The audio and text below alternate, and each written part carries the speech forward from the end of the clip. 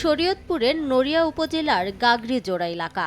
একসময় জমিগুলোতে সোনালী ধান উৎপাদন হলেও জমিতে এখন শুধু পানি আর পানি। শরীয়তপুর ঢাকা সড়কের কোটাপাড়া সেতু নির্মাণের সময় পানি নিষ্কাশনের খালটি বন্ধ করে দেয়ায় জলাবদ্ধতার সৃষ্টি হয়েছে। এতে বৃষ্টির পানি বের হতে না পেরে কৃষি জমিগুলো এখন হাওরে পরিণত হয়েছে। জলাবদ্ধতার কারণে ৫০০ একর জমিতে ৪ বছর ধরে বন্ধ রয়েছে ধান উৎপাদন। ক্ষতির মুখে প্রায় ৭০০ কৃষক পরিবার। ৫০০-৬০০ একর জমিন এই পানিবদ্ধ হয়ে রয়েছে।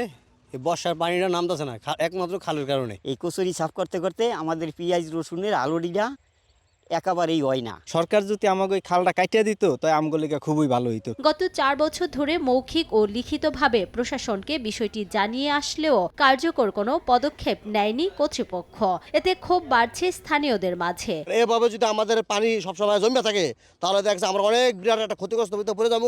কৃষি বিভাগ বা সড়ক বিভাগ এদের অদূরদর্শিতার কারণে আজকে আমাদের এই খালটা কাটা হচ্ছে না। খালটা না কাটার কারণে আমাদের এই এলাকার প্রায় ৫ থেকে ৬০০ একর জমিন এগুলো এখন আর ধান চাষ হয় না। বিষয়টি সমাধানে প্রয়োজনীয় পদক্ষেপ নেওয়ার আশ্বাস সড়ক ও কৃষি বিভাগের। এই ব্যাপারে কৃষকেরা আমাদের সাথে যোগাযোগ করেছেন। আমরা তাদেরকে বলেছি সংশ্লিষ্ট যে উপজেলার নির্বাহী অফিসার তার বরাবর একটা দরখাস্ত দেন, তিনি এই ব্যাপারে আপনাদের সর্বোচ্চ সহযোগিতা করবে এবং আমরা কৃষি বিভাগ আপনাদের সাথে আছি।